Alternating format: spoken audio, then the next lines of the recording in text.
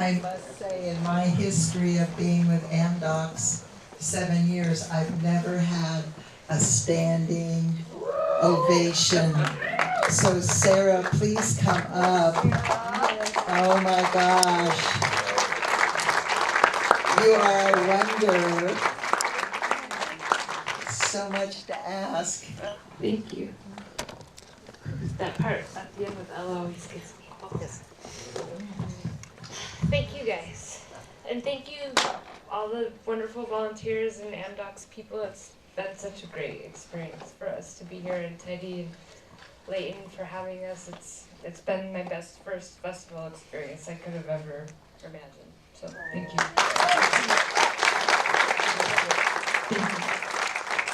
We'll open up the audience. I'll come and bring a mic up for questions and all of that. But do you have any other people you want to be up here? Oh yeah, there's a lot of people involved with the film here, but I would love to have Steph and Johnny and Will, if he's still, and I don't know if Sippy could stay. They're having the Bombay Beach Biennale right now, so I think he had to get that.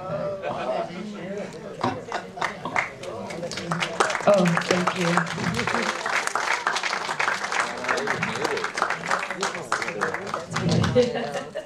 Those interviews.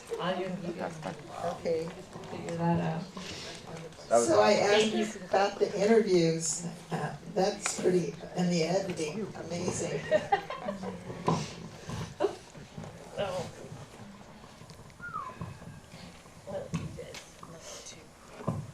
Who has a question? We have a question. The hand went straight up here. I can give the microphone. Lovely job. Thank you. I was just curious about how you narrowed down your subjects and how many you started with, perhaps. This was the hardest part, because I could still be filming right now. Like once you go to Bombay Beach, I had to stop going for a year, else I would have just kept filming and filming, because it's a constantly evolving town. And I mean, there's been documentaries before mine, there'll be more after. But I just chased what was interesting to me. Everyone has a different experience and a different perception of that town, but the people that really that I connected with personally became a lot of my interview subjects, and they've become family. Like all these people here were at our wedding in New Orleans, so it's more than just an interview subject. They're my family now. But yeah, it was really hard to narrow down. There's actually a lot of stories that I shot that aren't in the movie, so maybe at some point I'll put out a side story. But I think how I narrowed it down is what my perception and what was interesting to me personally. Sarah, thank Yes. you. That was extraordinary. Thank you, Ken. Very moved. Thank you. I'm curious, how did you come to know Bombay Beach and what was going on there? Well, How did it come on your radar? this guy right here, Sippy, we were at a tiki bar called the Tonga Hut. We were at the Tonga Hut, which is actually where I ended up meeting my husband, and he was like, there's this crazy little town called Bombay Beach, and back then, you could get a property for like $1,500, and I'm like, that's cheaper than 1 month rent. And he's like, and they're putting this crazy art there, and they're having this biennale, and like, you should come check it out.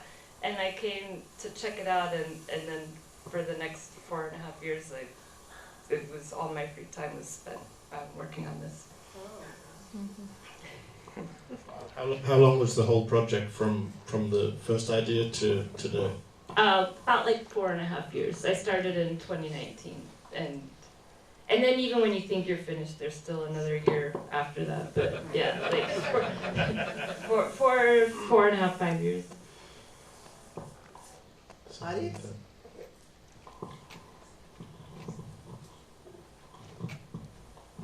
Hello, this was amazing. How did the pandemic impact your production process, the interviews, your editing? How did it impact it? It did, well actually, because right after I first started filming, the pandemic started. I remember I was down there when I got the news from another shoot I was on that they were shutting down all production.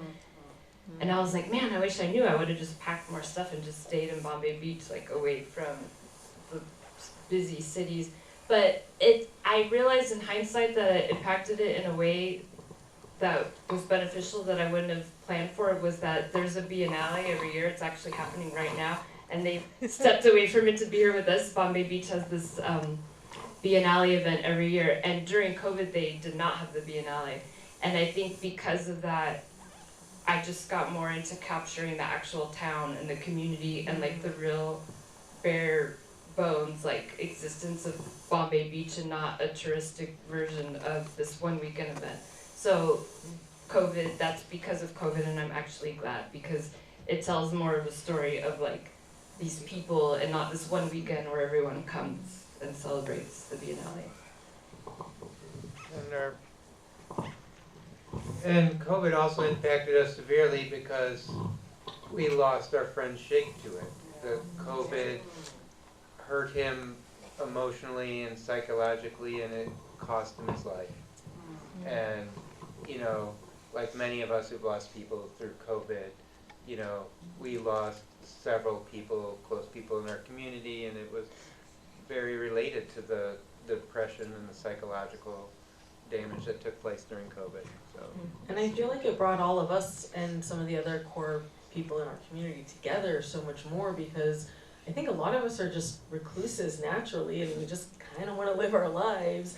And seeing each other thrive in this absence of spectacle, I know for us it was really phenomenal.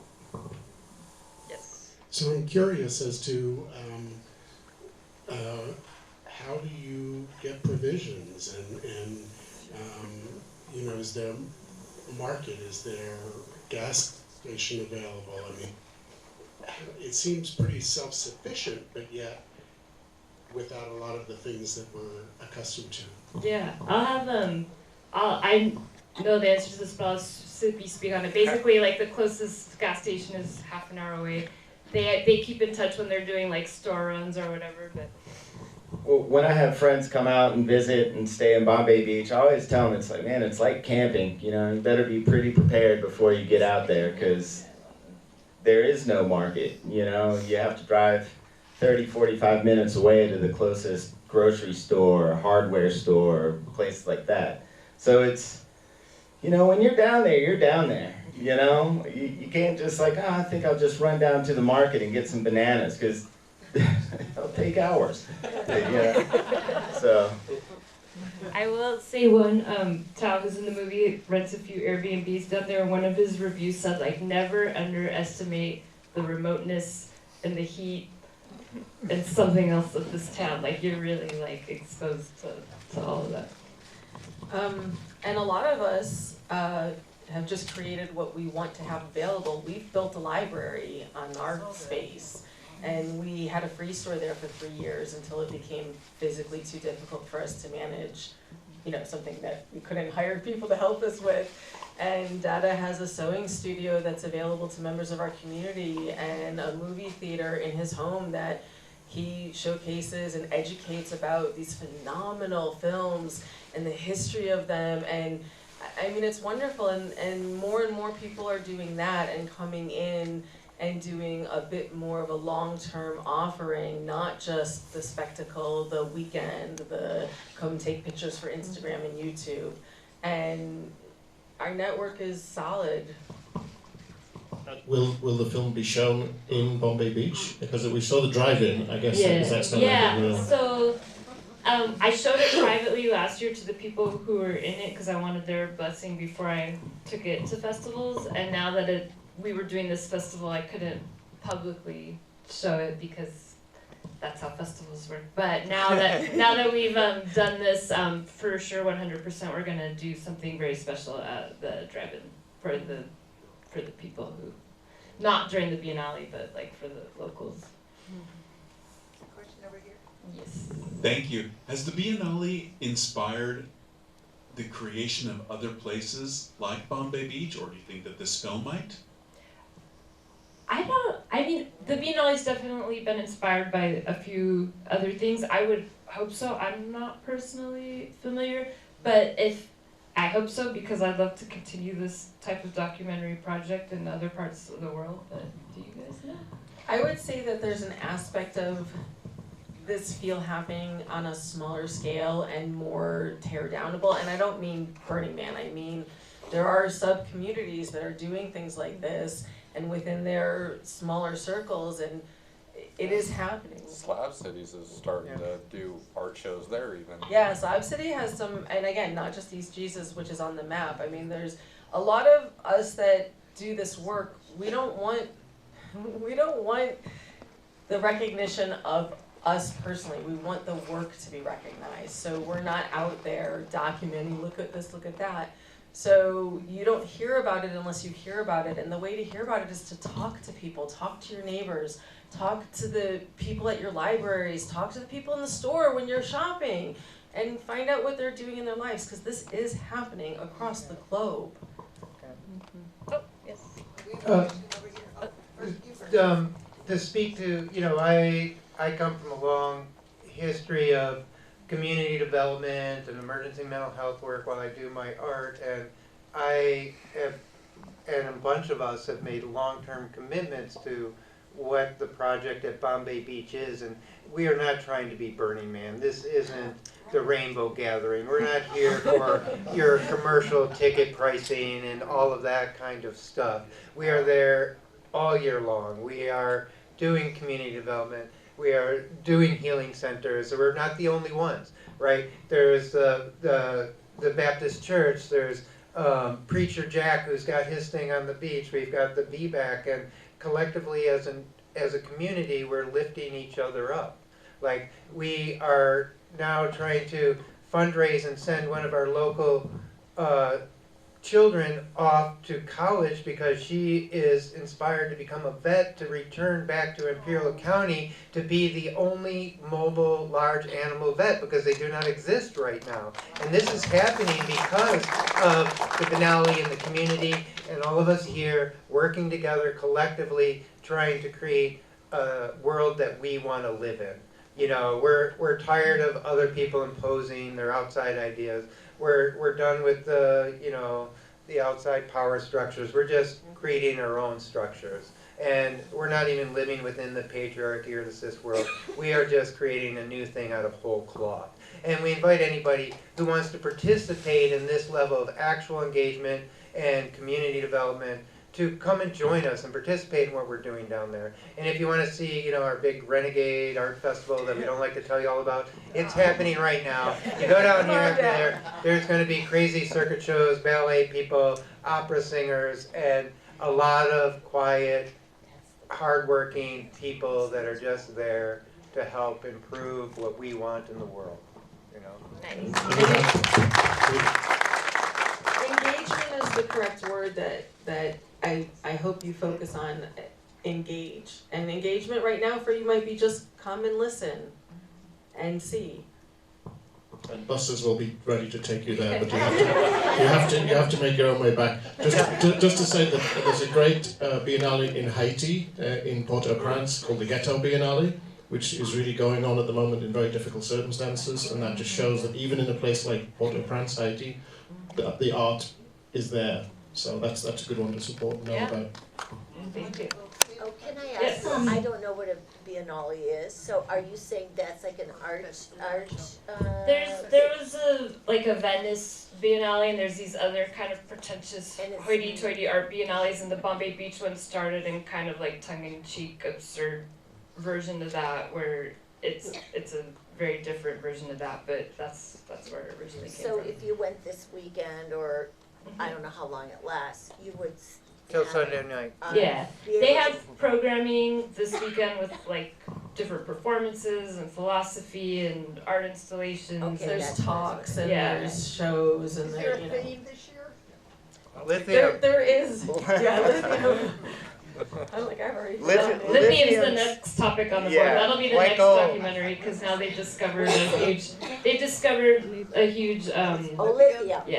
huge amount of lithium under the Salton Sea. Yes, Sam. We've got somebody with the mic. Oh, sorry. Hi, over here. Hi. Hi. Well, one of my question was about provisions, which somebody else asked. But I'm curious, the difference between, is this different from Slab City? Do you guys have like electricity coming in, or do you have all generators? I mean, I don't mean to sound ignorant, But I mean, it looks so I know isolated. each lot is different. Sometimes you buy a lot and there's no power, and sometimes there is. Zippy's on solar. But they could probably answer better. We lived in Slab City. We actually moved to Bombay Beach because someone who lived in Island. So the whole area from Slab City up to Bombay Beach, including the hot springs resort places, or 2 of them anyway, are in Imperial County, and we are considered the unincorporated community of Nyland. And so Bombay Beach is not a city, it is not a town, it is a community within the community of Nyland. So Johnny and I were in Slab City for years. I had a permanent camp there, and we traveled, and I did the work I do there. And then the YouTube and Instagram crowd came and took it over and started capitalizing on making money on poverty tourism.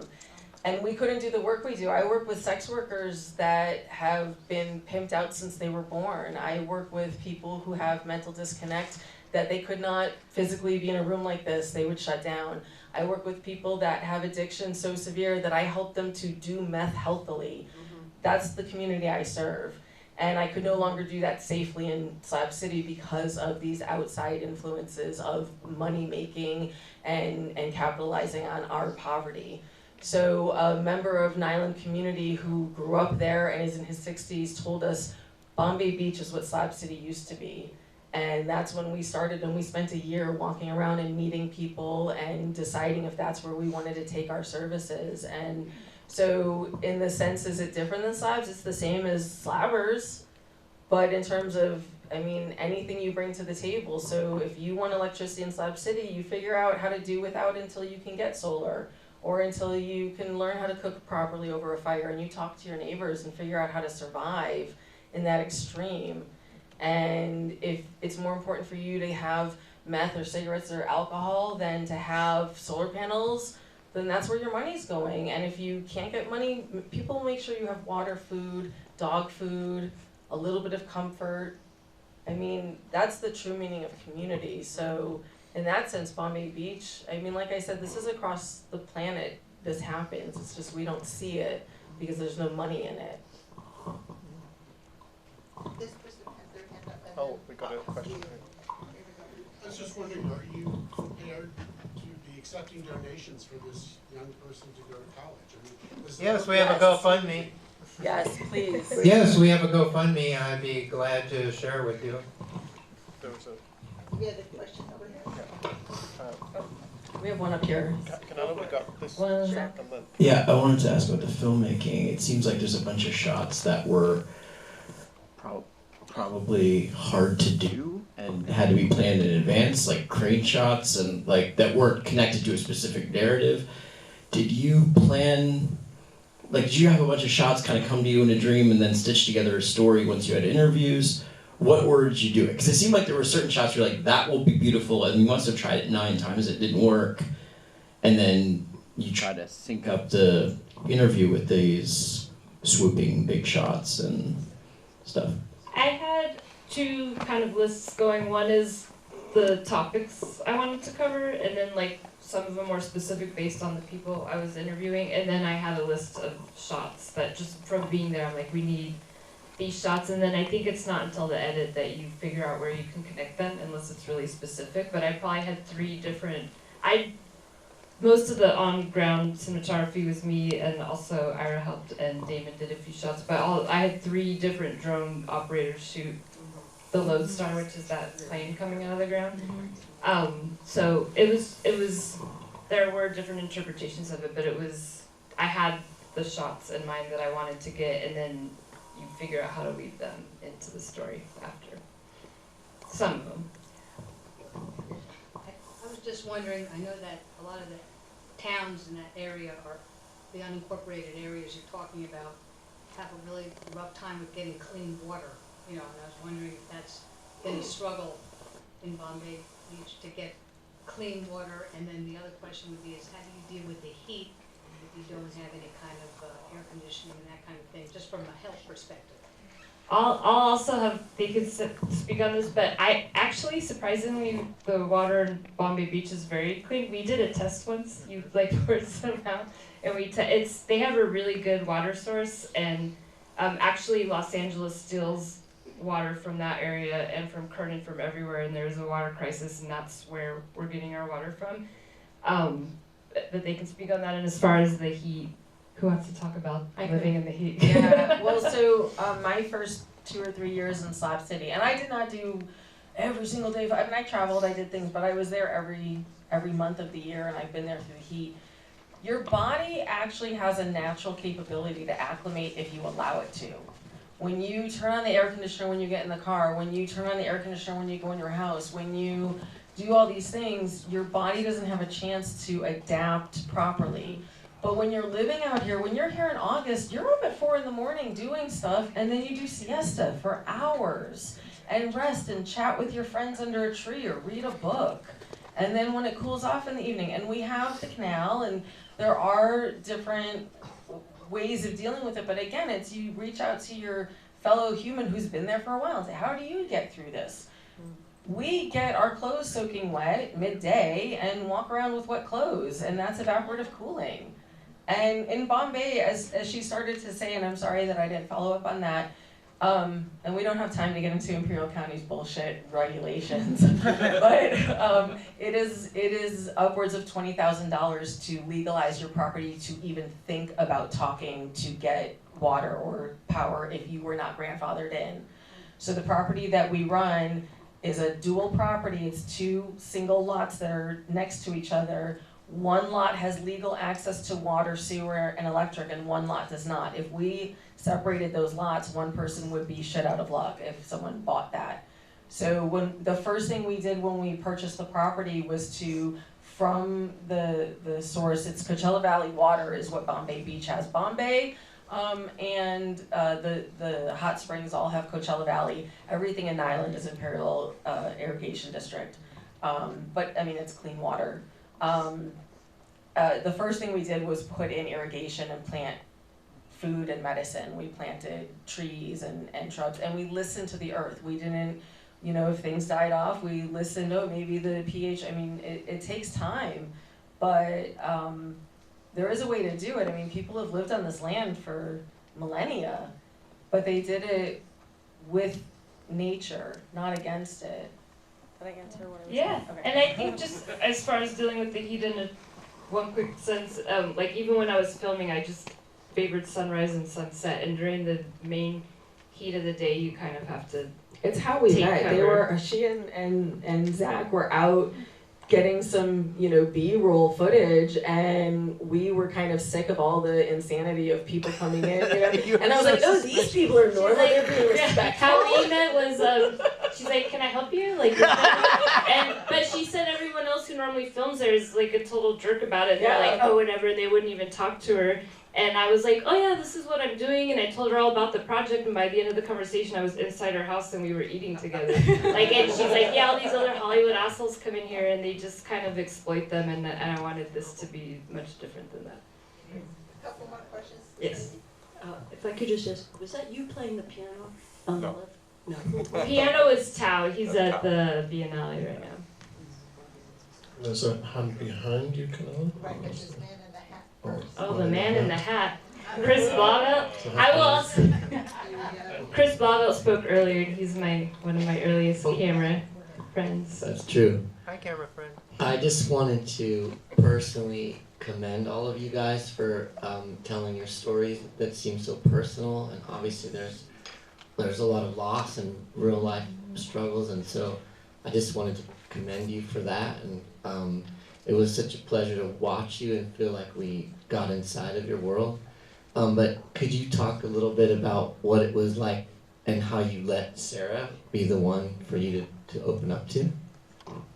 Well, like I said, when I saw her and Zach out, you could see, I mean, I would engage almost anyone that's in front of my place doing something, but you could see they were kind of whispering. It was right before sunup, and they weren't coming on the property like, we're gonna film the shit. It wasn't that. They were just talking, and I mean, I've worked with artists most of my life, and I can tell an artist versus a wannabe or versus, Daddy's Trust Fund or whatever. And so there's a level of, again, engagement. I mean, they came in and we sat for, I think, a couple of hours talking just about life and about art and about what we'd been dealing with. And so when you can be present with somebody, we all have the same story. We've all lived through absolute hell to get here. Life on this planet sucks. So if you can be real about that, and then, you know, have your vulnerabilities and have that, then it's easier to share those stories. I mean, I'm also on the spectrum, and sometimes it's really hard for me to talk to people, and I don't lie, and I don't comprehend that. So it's like, if you don't accept me how I am, I guess we're not talking, because that's just easier for me. But with Sarah, you know, she was listening. She wasn't just filming. She was listening and engaging in the discussion. It wasn't a set list of, like, if you guys remember, what was his name? Larry King. Like, he'd just go on to the next question, whether it was pertinent to what was just said or not. Like, she, you know, that's what a lot of people do. She connected with us. Do you want? My husband's very shy, and he's supporting me by staring. Sometimes he wants to kick in, so I'm very sorry. And right when we're done, I have one thing Teddy wanted, two things I have to say.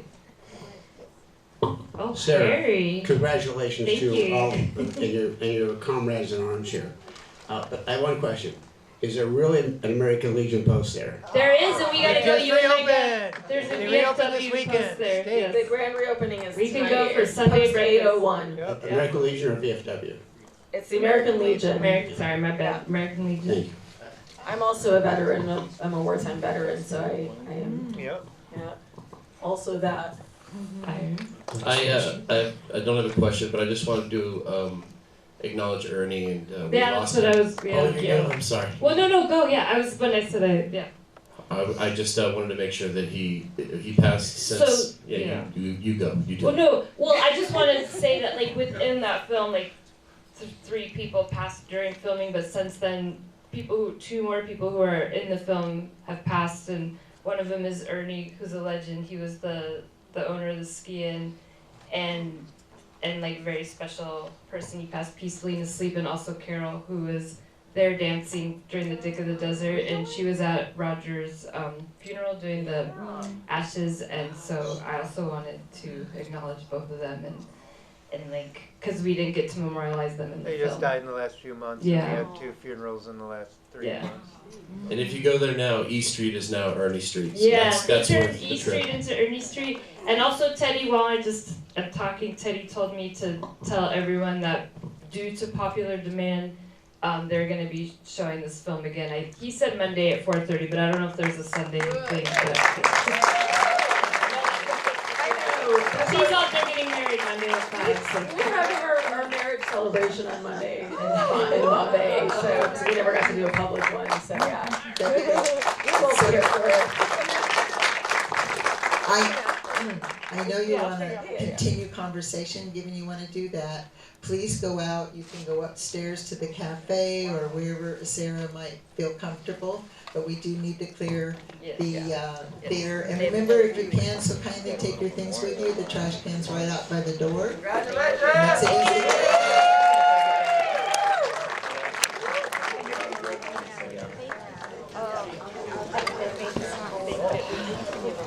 Yeah, I'm gonna. Oh, look at you guys. Love you guys so much. You too, man. Oh my god, you guys crushed that. That was I'll go up there right now. Yeah. No, that was insane. Can I hug You too. That's great. Congratulations. That's awesome. That's you guys.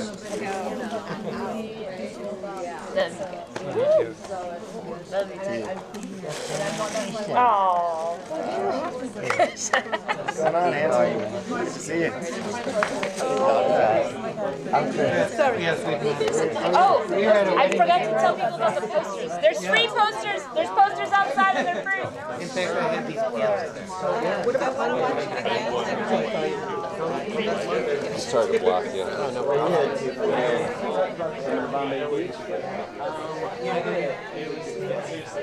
problem.